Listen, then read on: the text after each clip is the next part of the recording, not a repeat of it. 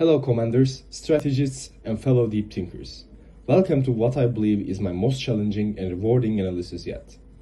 I have had the immense pleasure and occasional frustration of dedicating substantial time to the three reigning monarchs of the turn-based tactics genre: XCOM UFO Defense, Jagged Alliance 2, and Battletech. We aren't just comparing graphics or simple combat systems today. We are dissecting the core philosophical difference between these titles: how they manage risk, how they value their units, and how their distinct economies push the player to the absolute limit.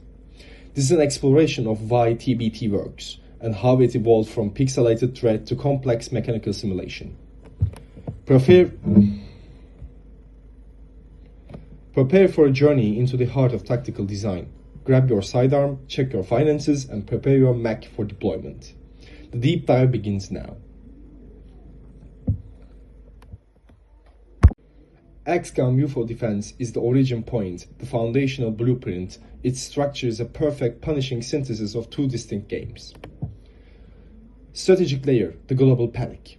The geoscape forces true strategic thought. Failure isn't just a mission loss, it's a political defeat. Losing a terror site means losing your country's funding, which directly cripples your research and manufacturing capability. This brilliantly links tactical performance on the battlescape to long-term economical survival. You are constantly managing panic and the threat of budget cuts. Tactical layer, time unit. Tactical layer, the time unit purity. The TU system isn't just a granular, it's an unforgiving mathematical contract. It forces you to always calculate the opportunity cost of every single move.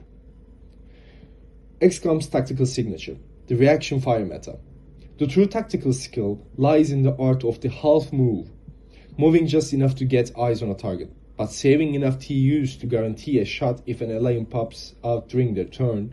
If you overspend your TUs on movement, you'll forfeit your ability to react, turning your soldier into an inevitable casualty. This mechanic single-handedly defines the game's fear of commitment and methodical pace. The cost of failure, permadeath. XCOM defines permadeath. Losing a colonel is devastating not just for combat, but because of the massive investment of time and money poured into their training. It creates a legitimate sense of dread before every infiltration. Legacy.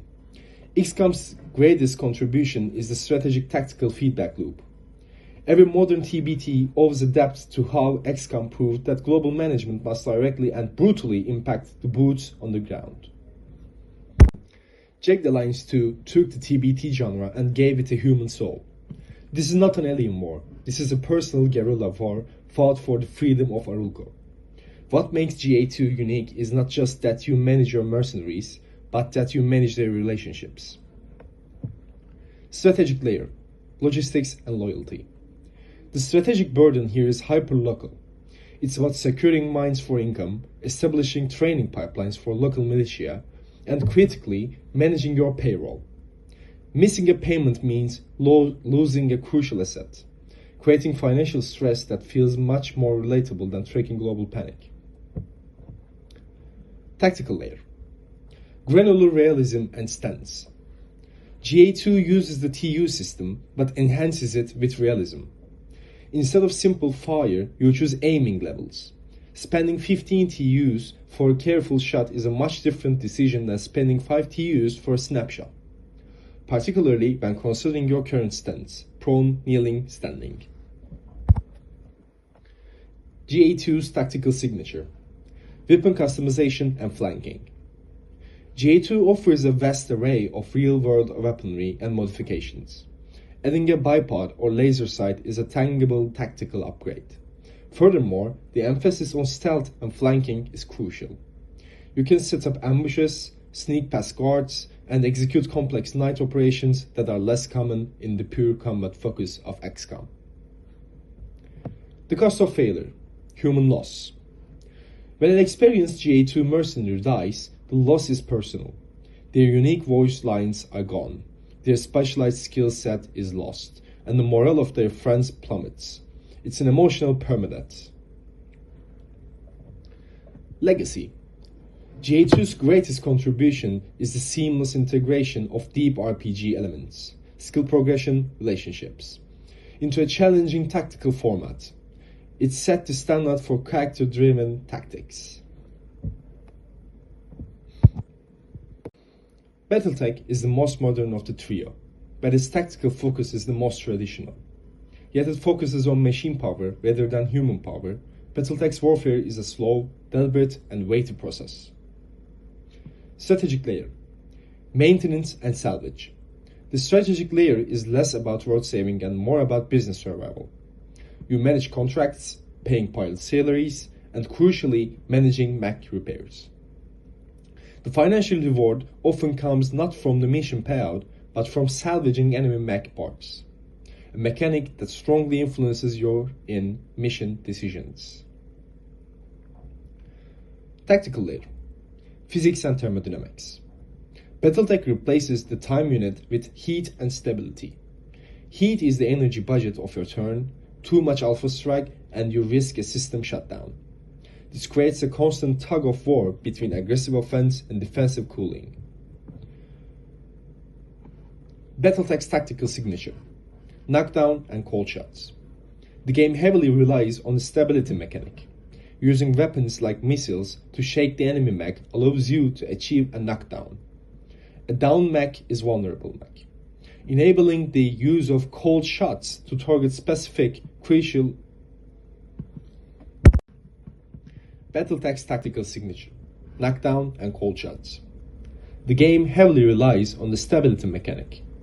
Using weapons like missiles to shake the enemy mech allows you to achieve a knockdown. A downed mech is a vulnerable mech, enabling the use of cold shots to target specific critical body parts like cockpit, side torso.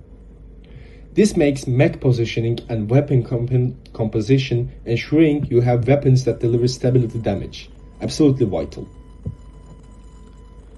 The cost of failure, component loss.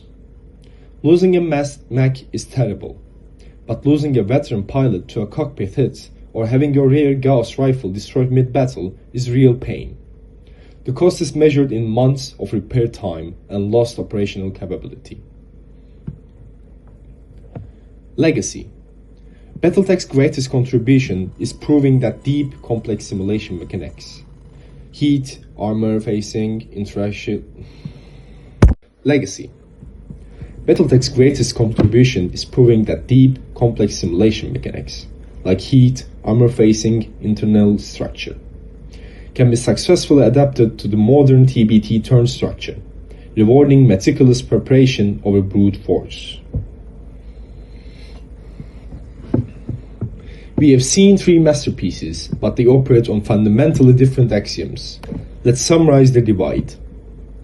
The role of luck versus planning. XCOM is brutally random. Sometimes at 95% shot fails, the challenge is surviving the unpredictable. GA2 is more predictable. Skill matters more than luck. Battletech is calculated. Luck is minimized by planning your heat and positioning perfectly. The player's identity. XCOM sees you as a global director. You manage policy, science, and the military. GA2 sees you as a guerrilla leader. You are a hands-on manager of people. Battletech sees you as a CEO. You manage assets, contracts, and equipment maintenance. The design legacy. XCOM gave us the global management shell that defines Firax's modern series. GA2 gave us the character-driven narrative seen in titles like Mutant Year Zero. Battletech gave us the physics simulation focus seen in games like Hard West or Phoenix Point's damage models. Final call. What to advise to whom? Ultimately, the choice is philosophical. If you prioritize systemic consequences and endemic threat, play XCOM. If you prioritize deep character investment and human-scale realism, choose Jack the Alliance 2. If you prioritize complex resource management where your units are literal machines of war, choose Battletech.